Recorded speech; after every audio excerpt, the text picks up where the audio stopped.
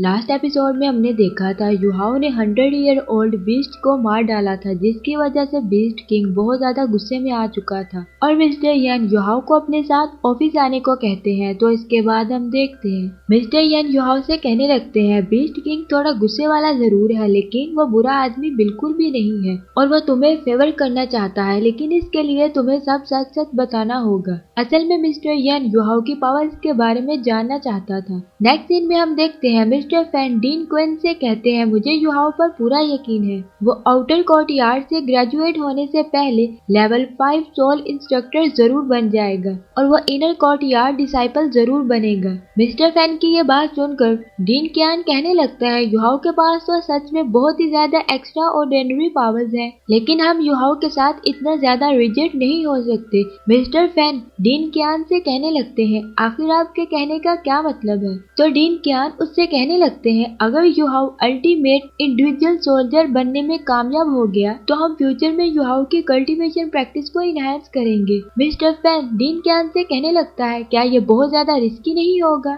इस पर डीन क्यान कहने लगता है अगर हम रिस्क नहीं लेंगे तो कामयाब कैसे होंगे। मिस्टर फैन कहने लगता है हम ऐसा करने के बारे में सोच सकते हैं। अभी वो दोनों आपस में डिस्कशन कर ही रहे होते हैं कि काइटो वहाँ पर भागता हुआ आता है और कहने लगता है युहाओ बहुत बड़ी मुसीबत में फंस चुका है और कहने लगता है मिस्टर यन युहाओ को अपने साथ लेकर कोलोजियम में गया है। काइटो की यह बात सुनकर मिस्टर फैन और डीन क्यान दोनों वहाँ से कोलोजियम की तरफ भागने लगते हैं। नेक्स्ट सीन में हम देखते हैं मिस्टर यन युहाओ को लेकर कोलोजियम में आ चुका था। वहाँ पर बहुत सारे सोल बीस्ट केजेस में बंद थे। बीस्ट किंग वहाँ पर खड़ा युहाओ का इंतजार कर रहा होता है। मिस्टर यन बीस्ट किंग से कहने लगता है मैं युहाओ को लेकर आ चुका हूँ। जिसके बाद हम देखते हैं बीस्ट किंग अचानक से युहाओ के पीछे आ जाता है और वो अपने फायर हैंड का यूज करते हुए युहाओ की पावर्स को चेक करने लगता है। युहाओ इसके अटैक से बचने के लिए जल्दी से पीछे हट जाता है और अपनी आइस पावर को एक्टिवेट करते हुए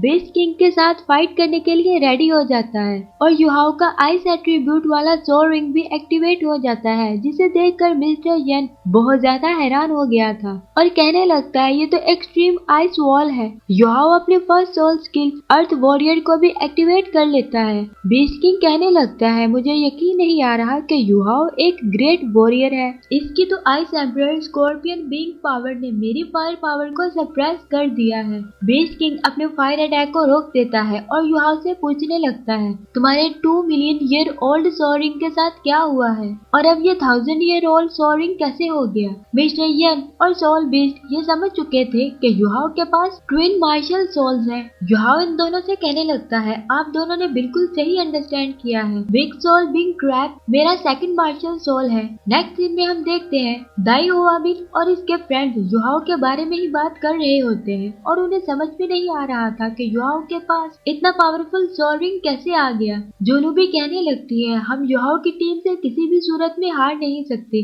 क्योंकि मैं उनके सामने झुकना नहीं चाहती। दूसरी तरफ हम देखते हैं युहाओ मिस्टर यन और बीस्ट किंग को अपने सेकंड सोनिक स्किल एक्टिवेट करके दिखाता है। युहाओ की 100 year white tiger soul beast power देखकर बीस्ट किंग पूरी तरह से हैरान हो चुका था। युहाओ की सोल पावर देखकर मिस्टर यन कहने लगते हैं इनकी स्टिमुलेशन तो बहुत ही ज्यादा रियलिस्टिक होती है। युहाओ इन्हें बताने लगता है कि मेरे पास स्पिरिट आई सोल स्किल भी है, जिसके मेंटल फ्लक्चुएशन से मैं स्पेस को डिस्टॉर्ट कर सकता हूँ और इस स्किल का यूज करते हुए मैं बहुत सारे सोल बीस्ट की फॉर्म को क्रिएट कर सकता हूँ। युहाओ की ये बात सुनकर सोल बीस्ट को अच्छी तरह से समझ आ चुका था कि युहाओ के पास बहुत ही एक्स्ट्रा ऑर्डिनरी पावर्स है और वो युहाओ से कहने लगता है तुम्हारी स्टिमुलेशन पावर की वजह से मेरे सोल बीस्ट पैरालाइज हो चुके हैं, इसलिए दोबारा तुम यहाँ पर अपनी स्टिमुलेशन पावर का यूज नहीं करोगे वरना मैं तुम्हें सजा दूंगा। युहाओ मिस्टर बीस्ट से कहने लगता है मैं यहाँ पर अपनी स्टिमुलेशन पावर को कभी भी यूज नहीं करूंगा। मिस्टर यन सोचने लगते हैं कि युहाओ के पास तो आइस पावर और स्पिरिट एट्रीब्यूट है। क्वीन दादू ने इसीलिए युहाओ को अपने डिसाइपल के तौर पर सेलेक्ट किया था। बीस्ट किंग युहाओ से कहने लगता है तुम कभी मेरे साथ स्टार डस्ट फॉरेस्ट चलो क्योंकि मुझे लगता है तुम्हारी स्पिरिट एट्रीब्यूट पावर से हम बहुत सारे सोल बीस्ट को पकड़ सकते हैं। युहाओ बीस्ट किंग की इस बात से एग्री करता है। मिस्टर यान बीस्ट किंग से कहने लगते हैं, मैं युहाओ के साथ अकेले में कुछ बात करना चाहता हूँ। और बीस्ट किंग मिस्टर यान की बात मानते हुए वहाँ से चला जाता है। मिस्टर यान युहाओ को लेकर अपने ऑफिस में आ चुके थे और वो युहाओ से कहने लगते हैं, मैं शायद तुम्हारी पावर्स को सही से पहचान नहीं पाया और इसी वजह से मैंने फ्रेशमैन असेसमेंट के बाद तुम्हें अपने डिपार्टमेंट के लिए कोर डिसाइपल चूज नहीं किया था। मुझे अपनी गलती का एहसास हो चुका है। मिस्टर यान युहाओ के सामने झुकते हुए अपोलोजाइज करने लगते हैं। युहाओ बहुत ज्यादा हैरान हो जाता है और कहने लगता है, मैं तो आपका स्टूडेंट हूँ, आप प्लीज मेरे सामने इस तरह से झुककर माफी मत मांगिए। मिस्टर यान युहाओ से कहने लगता है, मैं अपनी गलती को कंपनसेट करना चाहता हूँ, इसलिए मैं तुम्हें मार्शल सोल डिपार्टमेंट के लिए inner court yard disciple select करता हूँ। और युहाओ से कहने लगता है, मैं खुद तुम्हें टीच करूंगा। मिस्टर यान युहाओ को बहुत सारी ऑफर्स भी देता है ताकि युहाओ मार्शल सोल डिपार्टमेंट को ज्वाइन कर ले। तभी हम देखते हैं मिस्टर फैन और डीन क्विन दादू भी वहाँ पर आ चुके थे, जो कि चुपके से मिस्टर यान की बातों को सुन रहे थे। युहाओ बहुत सारी ऑफर्स के बाद भी मिस्टर यान की बात से एग्री नहीं करता। तभी मिस्टर यान युहाओ से कहने लगते हैं, क्या तुम सियाओ और वांग डोंग के साथ नहीं रहना चाहते, क्योंकि वो भी फ्यूचर में मार्शल कोर्ट यार्ड के इनर डिसाइपल जरूर बनेंगे। लेकिन तभी हम देखते हैं डीन क्विन दादू मिस्टर यान के ऑफिस में एंटर करते हैं और वो मिस्टर यान पर गुस्सा करते हुए कहने लगता है, क्या तुम भूल चुके हो कि तुमने मेरे साथ क्या प्रॉमिस किया था। मिस्टर यान कहने लगते हैं, मैंने तो जो प्रॉमिस तुम्हारे साथ किया था वो पूरा कर दिया है। युहाओ सोल आइसलैंड डिपार्टमेंट का कोर डिसाइपल बन चुका है और अगर ये सोल आइसलैंड सिस्टम को छोड़ना चाहता है तो ये मार्शल सोल सिस्टम में वापस आ सकता है। ऑफ कोर्स मैं इसका वेलकम करूंगा। डीन क्विन दादू कहने लगता है, युहाओ तो पहले से ही मेरे डिपार्टमेंट का कोर डिसाइपल है, इसीलिए बेहतर यही होगा कि अब तुम हमारे बीच में ना आओ।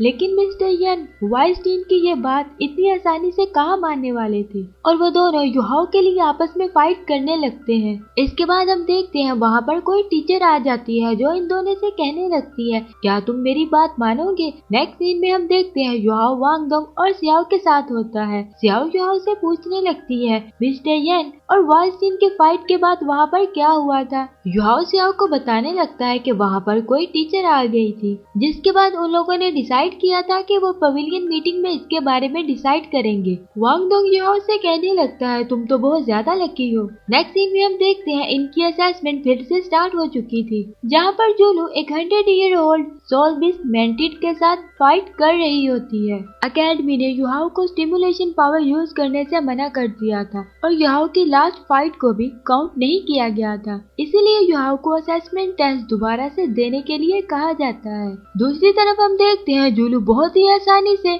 मेंटिड सोल बीस्ट को हरा देती है और जुलू को फाइट जीतने की वजह से 100 स्कोर मिल जाता है। युहाओ कहने लगता है, अगर मुझे दोबारा से असेसमेंट टेस्ट देना पड़ रहा है तो कोई बात नहीं, मैं पहले से ज्यादा हाई स्कोर बनाने की ट्राई करूंगा। इसके बाद हम देखते हैं वांग डोंग फाइट के लिए जाता है और वह सोल बीस्ट के साथ फाइट करने के लिए रेडी हो जाता है और वो अपने लिए 1000 ईयर ओल्ड सोल बीस्ट को सेलेक्ट करता है। वांग डोंग के इस डिसीजन पर वहाँ मौजूद सब लोग बहुत ही ज्यादा हैरान हो जाते हैं और जुलू कहने लगती है, क्या Wang Dong 1000 year old soul beast को हरा पाएगा। मुझे लगता है ये कुछ ज्यादा ही ओवर कॉन्फिडेंट हो रहा है। वांग डोंग के साथ फाइट करने के लिए डीमन बियर केस से बाहर आता है, जो कि बीस्ट किंग के पास मौजूद सभी बीस्ट में से सबसे ज्यादा पावरफुल था। सब लोग बहुत ही ज्यादा हैरान होते हैं कि डीमन बियर तो एक बहुत ही पावरफुल सोल बीस्ट है, क्या वांग डोंग इसे हरा पाएगा। वांग डोंग फ्लाई करते हुए डीमन बियर पर अटैक करने की ट्राई करता है, लेकिन वो 5 मीटर से ज्यादा की हाइट पर फ्लाई नहीं कर सकता था।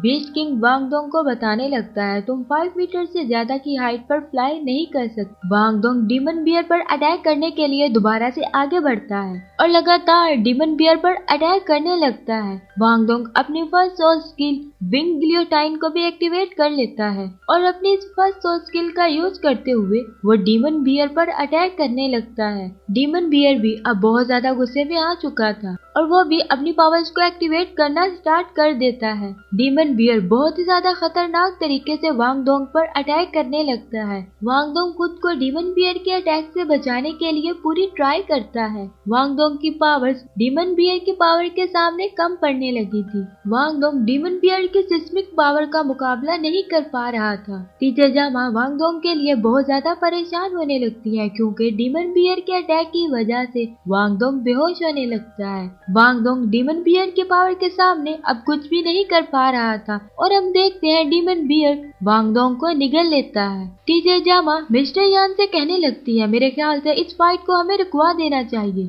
लेकिन मिस्टर यान कहने लगते हैं, अगर वो इस तरह की खतरनाक सिचुएशन का सामना नहीं करेगा तो वो एक स्ट्रॉन्ग वॉरियर कैसे बनेगा। तभी हम देखते हैं कि वांग डोंग अपनी second soul skill butterfly god light का यूज करते हुए डीमन बियर पर अटैक करने लगता है और वांग डोंग बहुत ही आसानी से डीमन बियर के मुंह से बाहर निकल आता है। वांग डोंग अपनी थर्ड सोल स्किल को एक्टिवेट करते हुए डीमन बियर पर अटैक कर देता है और वो अपनी बटरफ्लाई स्लाइस पावर का यूज करते हुए डीमन बियर पर अटैक कर देता है। डीमन बियर भी वांग डोंग के लगातार अटैक्स का मुकाबला नहीं कर पाता और वो वांग डोंग की क्रिएट की हुई लाइट बॉल के अंदर ट्रैप हो जाता है। वांग डोंग की यह स्किल देखकर टीचर जामा बहुत ज्यादा हैरान होती है और वो कहने लगती है, वांग डोंग की थर्ड सोल स्किल भले ही एक बॉल के जैसे दिखती है लेकिन इसके अंदर लाइट के 108 स्लाइस कंप्रेस है। लाइट स्लाइस बहुत ही ज्यादा पावरफुल तरीके से डीमन बियर पर अटैक करने लगते हैं। Demon bear in light slice को रोक नहीं पाता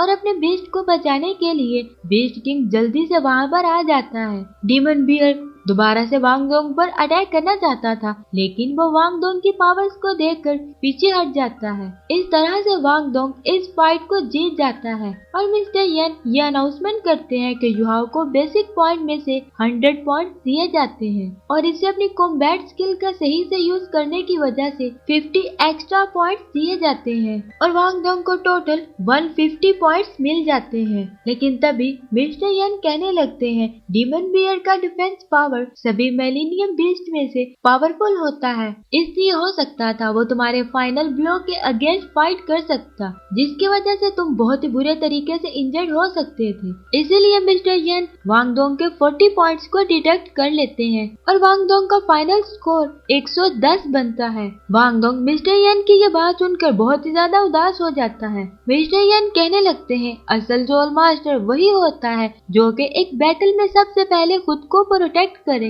मिस्टर यन की ये बात सुनकर वांग डोंग कहने लगता है, मैं आपकी बात को अच्छी तरह से समझ चुका हूँ। लेकिन वांग डोंग के स्कोर पर भी स्याओ काफी ज्यादा खुश होती है क्योंकि अभी भी उन लोगों का स्कोर दाई हुबिन की टीम से ज्यादा था। इसके बाद नेक्स्ट असेसमेंट के लिए चुई जाती है। चुई अपनी फॉक्स नेल स्किल का यूज करते हुए सोल बीस्ट को बहुत ही आसानी से हरा देती है और इस फाइट को जीतने की वजह से चुई को 110 पॉइंट मिलते हैं। नेक्स्ट फाइट स्याओ की होती है जिसे सिर्फ 96 पॉइंट मिलते हैं और इनका स्कोर दायुबिन की टीम से 4 पॉइंट कम हो गया था। इस बात पर स्याओ काफी ज्यादा परेशान होने लगती है। अगला मैच दायुबिन का होने वाला था जिसे देखकर एल्थिया कहने लगती है, दायुबिन ग्रेड 1 का सबसे स्ट्रॉन्गेस्ट स्टूडेंट है, इस वजह से मुझे लगता है वो बहुत ही जल्द 4th रिंग को भी ब्रेक थ्रू कर लेगा। जिसके साथ ये एपिसोड यहाँ पर खत्म हो जाती है। अगर आपको ये वीडियो पसंद आई है तो वीडियो को लाइक जरूर करें, चैनल को सब्सक्राइब करें और बेल नोटिफिकेशन को ऑन करें